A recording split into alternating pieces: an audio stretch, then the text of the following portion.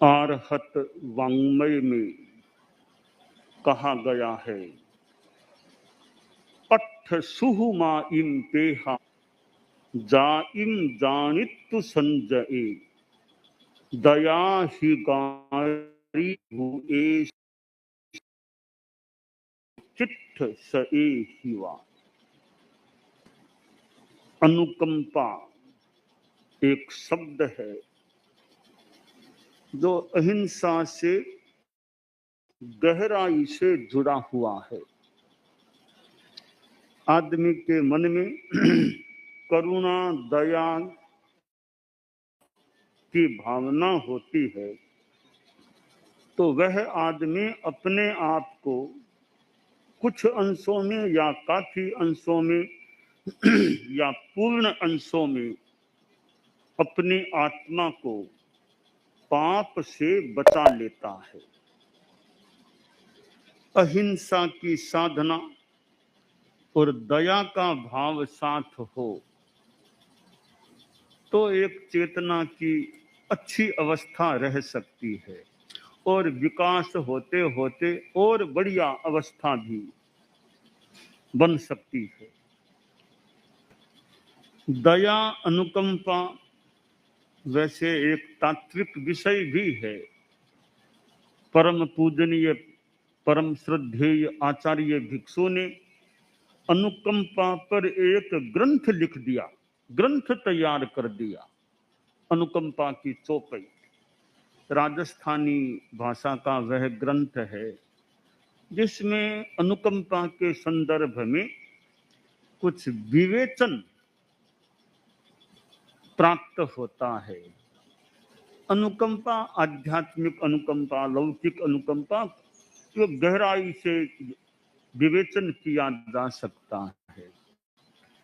आदमी के भीतर में अहिंसा की चेतना हो और पापाचरणादात्म रक्षा दया पाप आचरणों से आत्मा को बचाना दया हो जाती है।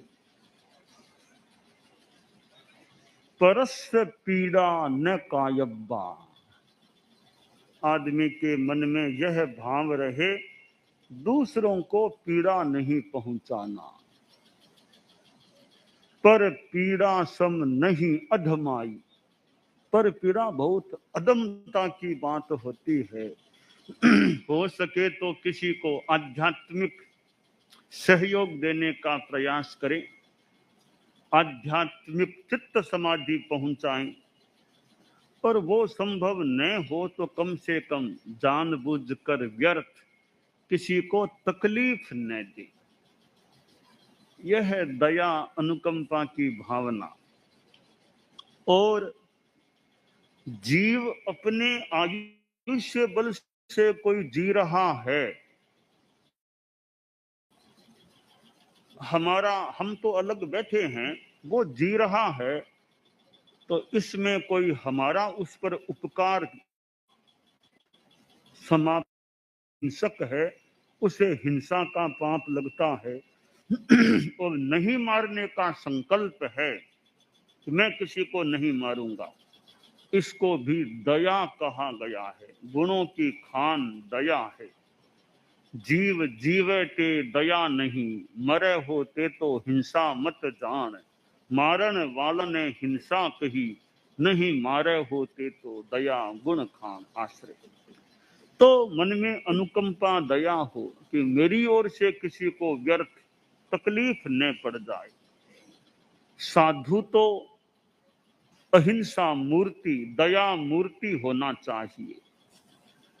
एक साधु था, गोचरी भिक्षा के लिए एक स्वर्णकार सुनार के घर में गया, तो घर में वो नीचे वो सुनार का कार्यालय था जहां वो काम किया करता था।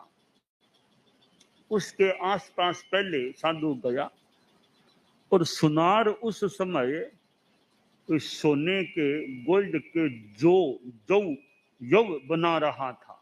सोने के जौ देखा, संत आए हैं, तो बोला महाराज बहुत कृपा की, भिक्षा लीजिए। हाँ भाई, भिक्षा के लिए ही आए हैं, अभी तो गोचरी भिक्षा के लिए आए हैं। तो सुनार बोला, महाराज हमारा रसोई तो ऊपर है, नीचे तो ये काम करने का स्थान है, तो मैं ऊपर जाकर देख के आता हूँ खाना तैयार हो गया है क्या। तैयार हो गया हो तो आपको ले जाऊं, वरना थोड़ी देर आपको वेट करना पड़ सके। तो ठीक है, आप देख लो खाना तैयार हो गया है ना। तो स्वर्णकार तो ऊपर चला गया, वापिस आया तब तक 5-1 मिनट कोई लग गए होंगे। वो स्वर्णकार वापिस आया, आते ही उसने देखा कि मैं जो वो सोने के जौ बना रहा था, कुछ बन गए थे, वो अब यहां नहीं है, वो कहां गए। तो सुनार वो गोचरी भिक्षा की बात को तो उसने छोड़ दिया, और उसके मन में ये हो गया कि वे जो सोने के गए कहां। तो साधु ही थे, और तो कोई आदमी यहाँ मैं गया तब था नहीं, अकेले साधु जी थे। तो साधु जी से पूछा, महाराज वो सोने के जो यहाँ पड़े थे, मैं तो ऐसे ही छोड़ के चला गया कि साधु हैं, कोई चिंता की बात नहीं है, अब वो यहाँ है नहीं, वो जो कहाँ गए। साधु ने कोई जवाब नहीं दिया। जवाब नहीं दिया, एक बार पूछ लिया, दोबारा पूछा, तिबारा पूछा, महाराज वो जो कहाँ गए, सोने के मैं यहाँ छोड़ करके गया था। साधु बोला नहीं। तब सुनार के मन में विश्वास हो गया, वे जो साधु नहीं चुराए हैं, कहीं इधर उधर इसने कर दिए हैं, यह साधु चोर है। गुस्सा आ गया। तो गोचरी भिक्षा की तो बात दूर रही, उसको तो वो गुस्से में इतना भाव आ गया कि साधु के सिर पर गिला गिला चमड़ा यूं बांध दिया, धूप में ले जाके उसको खड़ा कर दिया। जैसे आजकल की धूप होती है, तेज धूप, धूप में खड़ा कर दिया। साधु वहां खड़ा रह गया, एकदम ध्यानस्थ हो गया। यह भी तपस्या है, कोई धूप में खड़े खड़े ध्यान करे, साधना करे, इधर तो आहार नहीं करना, धूप में खड़े खड़े कोई ध्यान करे, आतापना ले, क्षमता में रहे, बहुत अच्छी तपस्या है। आया वयंति गिम्मेशु हेमंतेषु अवावुड़ा वासासु परिसल्लीना संजयासु समाहिया।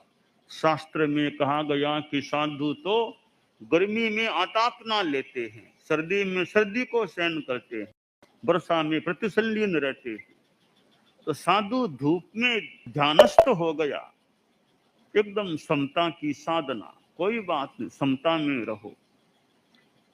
अब कोई योग बना, वो धूप, वो चमड़ा इस प्रकार ऊपर बांधा हुआ, ऊपर से खिंचाव हुआ, कोई नसों का और का क्या स्थिति बनी, साधु का देहांत हो गया, प्राणांत हो गया, डेड बॉडी पड़ गई, नीचे पड़ी थी। इधर वो सुनार वहीं अपने हटड़े के वो कार्यालय के आसपास था। तो उधर पेड़ पर कोई क्रौंच पक्षी था, वो नीचे आया और उसने विष्टा मड़ किया, उसके मड़ में वो सोने के जो थे। सुनार ने देखा, रे सोने के जो यहाँ है, पूरी गिनती की, जितने छोड़ के गया था वे सारे उतने के उतने उस क्रौंच के शरीर से निकले। अब स्वर्णकार ने सोचा, रे बात तो यह है कि ये साधु ने तो नहीं लिए लगते हैं। हुआ यूं कि वो सुनार ऊपर चला गया था, साधु एक तरफ खड़ा था, वो क्रौंच पक्षी पेड़ से नीचे उतरा, वो उस हटड़े में कार्यालय में गया और उसने सोचा ये खाने के जौ हैं, उसने वो मुंह में ले लिए, निगल गया और उड़ गया, चला गया। अब फिर वो उसके मड़ विष्टा में वो निकल भी गए।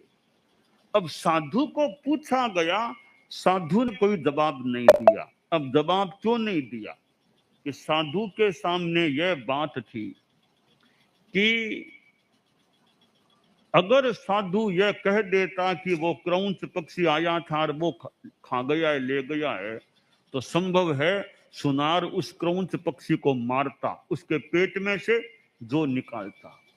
साधु ने सोचा मेरे कारण से किसी पक्षी की हत्या हो जाए, मैं तो हिंसा महाव्रती हूं, तो मेरे कहने से बोलने से पक्षी की हिंसा हो, पंचेंद्रिय प्राणी, वो मुझे मंजूर नहीं।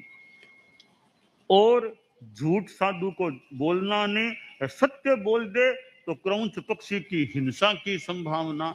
साधु ने कोई जवाब नहीं दिया। आखिर उसका प्राणांत हो गया। उसने क्रौंच पक्षी की हिंसा अपने कारण से नहीं होने दी। तो कितनी बड़ी दया, अनुकंपा कि साधु ने मानो अपना बलिदान कर दिया, साधु शहीद हो गया कि क्रौंच पक्षी मेरे कारण से नहीं मरना चाहिए। कोई दया का मानो बहुत बड़ा उदाहरण है कि एक साधु ने अपना जीवन गया तो गया उसका, क्रौंच पक्षी की हत्या अपने कारण से, अपने निमित्त से, अपने बोलने के कारण से हो सकती थी, वो नहीं होने। तो यह तो दया का मानो आदर्श सा कोई उदाहरण है। आप लोग गृहस्थ हैं, खैर मैंने साधु की बात बताई। साधुओं के लिए भी एक आदर्श है कि कैसे उस साधु ने प्राणांत को मानो उसका हो गया तो हो गया, पक्षी की हिंसा नहीं होने दी। तो साधुओं की तो खैर बहुत विशेष बात होनी ही चाहिए। हालांकि आदर्श तक तो हर साधु पहुंच जाए, बहुत अच्छी बात है, सब ने भी पहुंच पाए, पर आदर्श तो आदर्श है। कई बार हम आदर्श तक मान लो पहुंच नहीं सके, पर आदर्श हमारे सामने तो है ना कि यह आदर्श है, ताकि कुछ तो आगे बढ़ने का प्रयास करें। एक रेलवे स्टेशन पर ट्रेन का टाइम टेबल लिखा हुआ था कि इतने ट्रेन आती है, अमुक ट्रेन इतने बजे, अमुक ट्रेन इतने बजे, अमुक ट्रेन इतने बजे आएगी, इतने बजे रवाना हो जाएगी। टाइम टेबल लिखा हुआ था। तो स्टेशन का अधिकारी बैठा था और भी कई लोग थे, बातचीत हो रही थी। तो एक नागरिक बोला कि यह टाइम टेबल लगाना आपका फालतू है, आपकी प्राय हर ट्रेन लेट आती है, हर ट्रेन लेट आती है, फिर लेट रवाना होती है। टाइम टेबल लगाने का मतलब क्या हुआ? ट्रेनें लेट आती है यहाँ, तो क्यों टाइम टेबल लगा रखा है आपने? फालतू है। हमारे संत भी कभी कोई सोच लें कि इतने नियम हैं, सब नियमों का पालन थोड़ा ही होता है। कोई कोई क्यों फालतू नियम लिखित रहे, क्यों फालतू नियमों को लिखना चाहिए? कौन इतना बराबर पालन करता है? तो वो स्टेशन का जो अधिकारी था, उसने बार बार उसको कहा गया कि टाइम टेबल लगाना फालतू, ट्रेनें तो लेट आती है। तब स्टेशन के अधिकारी ने कहा, देखो भैया, ये टाइम टेबल है, ठीक है, ट्रेन कभी आधा घंटा लेट हो जाए, कभी 1 घंटा लेट हो जाए।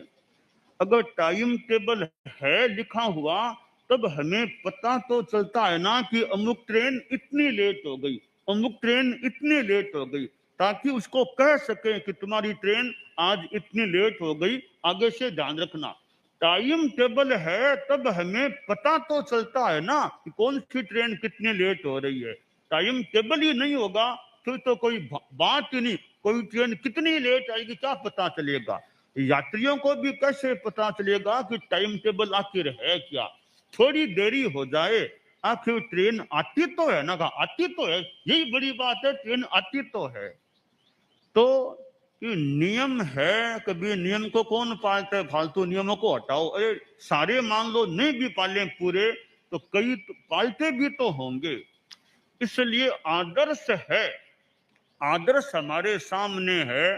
ठीक है, आज हम 5 कदम आगे बढ़े, कल 1 कदम और आगे बढ़े, फिर और आगे बढ़े, बढ़ते बढ़ते हम कभी आदर्श तक पहुंच भी सकते हैं। अगर आदर्श सामने होगा ही नहीं, फिर तो हमें एक लक्ष्य भी कैसे मिलेगा कि वहां तक हमें पहुंचना चाहिए?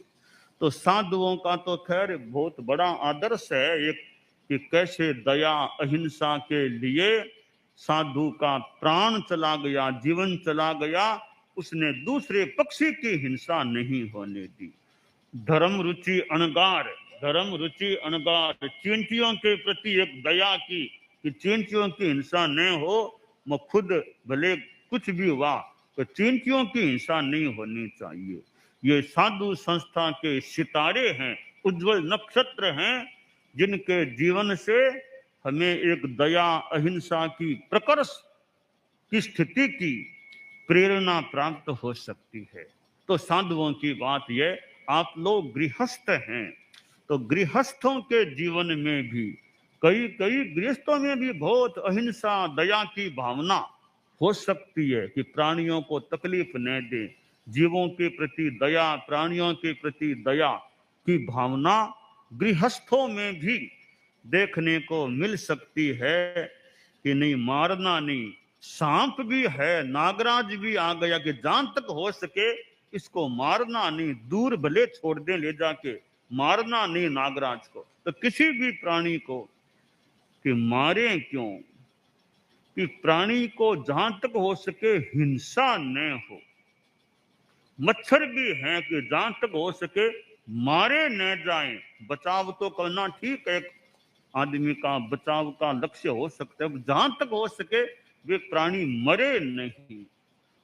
पेड़ भी हैं कि संभव हो सके तो बड़े पेड़ को काटना न पड़े, बिना काटे काटना न पड़े। कहीं कहीं मकान के बीच में पेड़ होता है, यानी उन्होंने पेड़ को काटा नहीं होगा, इस तरह मकान बनाया है कि बीच में पेड़ पड़ा है तो मकान अपना बना लिया, मानो पेड़ को शायद काटने का काम नहीं किया। तो वृक्ष हैं, इनको भी जरूरी, अत्यंत जरूरी न वो तो काटना न पड़े, क्योंकि पेड़ में भी कितने जीव, जैसे शास्त्र में तो वनस्पति और आदमी की तुलना की गई है कि आदमी भी ऐसा, वनस्पति ऐसी, आदमी ऐसा, वो भी ऐसा, ये भी ऐसा। तो वृक्ष है, वनस्पति काज है, इसमें कितने जीव हैं, तो उनकी वो पेड़ को काटने के रूप में हिंसा न हो। यूं गृहस्थों के मन में भी वो दया की भावना रहे कि जितनी हम दया पाल सकें। कि चींटियां भी हैं, चींटियां दिख रही हैं, उनके ऊपर पांव क्यों रखें, इधर से रास्ता है ही, तो चींटियों के ऊपर पांव रख करके क्यों जाएं, क्यों हमारे द्वारा फालतू चींटियों की भी हिंसा हो। तो अनेक रूपों में गृहस्थ भी अहिंसा का ध्यान दे सकते हैं। 40-50 कबूतर बैठे हैं, चुगा खा रहे हैं, आदमी उनके पास में से गुजरेगा तो कबूतर, 40-50 कबूतर बैठे हैं, चुगा खा रहे हैं, आदमी उनके पास में से गुजरेगा तो कबूतर उड़ सकते हैं, उनके भोजन में अंतराय पड़ सकती है, जीव की हिंसा हो सकती है। तो कबूतरों का समूह बैठा है तो आदमी 5-7 मीटर दूर से निकल जाए ताकि कबूतरों को भी कष्ट न पड़े, उन्हें तकलीफ न पड़े। कुत्ता सो रहा है, उसकी शांति में भी हमारी ओर से बाधा न पड़े। यूं तो पशु हैं, पक्षी हैं, प्राणी हैं, इनके प्रति भी हमारे मन में अहिंसा की भावना रहे, किसी को व्यर्थ तकलीफ न हो। यह दया, अहिंसा, दया की भावना आदमी में होती है तो आदमी का यहाँ भी ठीक है, आगे भी अच्छा होने की संभावना बन सकती है। तो यह दया, दया सहु को कहे ते दया धर्म है ठीक, यह दया धर्म है, इसकी आराधना आदमी करे। तो गृहस्थ लोग हैं कि प्राणी न मरे, यह तो दया है ही, और भी अपने व्यवहार में किसी को धोखा नहीं देना। वो व्यापारी का किसी के साथ कोई एग्रीमेंट हुआ था, तो व्यापारी को लगा दो एग्रीमेंट हुआ है, सामने वाला वो सौदा पूरा निभा नहीं पाएगा, तो सोचा बेचारा तकलीफ में है, संकट में है, कहा भैया वो रुक्का लाओ। रुक्का मंगाया और कहा लो ये रुक्का फाड़ता हूँ, बात खत्म हमारी।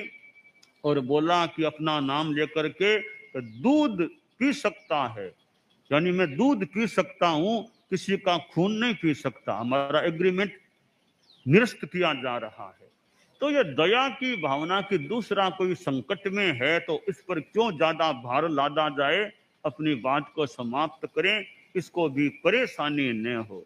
व्यवसाय धंधा कुछ भी करे उसमें किसी को धोखा नहीं देना भी, कि धोखा दे करके मैं पैसा अर्जित करने का प्रयास न करूं। आदमी के जीवन में यह ईमानदारी हो, किसी को धोखा नहीं देना। दूसरों को धोखा देना एक प्रकार से मान लो अपनी आत्मा को धोखा देना है। दूसरे को कष्ट देना एक प्रकार से खुद को कष्ट में डालना है। इसलिए कर्मवाद का जो सिद्धांत है कि जैसा करोगे वैसा भरोगे। आज तुम शक्तिशाली हो, आज तुम पावर में हो, आज तुम सत्ता में हो, पर हमेशा सत्ता रहेगी क्या? हमेशा तुम पावर में रहोगे क्या? अभी पावर है, सत्ता है, तुम्हारे कोई पुण्य का योग है, कोई पुण्य कर्मों का उदय होगा, तुम्हें सत्ता, संपत्ति, सम्मान मिल रहे हैं। परंतु अगर तुमने पाप किए, धोखा किया, दूसरों को कष्ट दिया, तो ये पुण्य के दिन कभी पूरे हो जाएंगे, बाद में अंधेरे के दिन आएंगे, तब बाद में पाप के फल भोगने पड़ेंगे तब। इसलिए पुण्य के समय में भी संयम रखना चाहिए। एक जगह तो कहा गया, किसी ने श्लोक में कहा कि पुण्य न हो विभव माँ हो पुण्य का, मुझे पुण्य नहीं चाहिए, क्योंकि पुण्य होता है वैभव मिलता है। फिर मान लो अहंकार आ जाए, पाप हो जाए, हमें पुण्य नहीं चाहिए। साधारण ठीक है, तो पुण्य है भी, तो पुण्य के दिनों में भी संयम रखो, अहिंसा रखो, दया रखो, ताकि वो आगे पाप का फल न भोगना पड़े, पाप न बंधे। तो आदमी के जीवन में दया, अहिंसा का भाव रहे, यह काम्य है।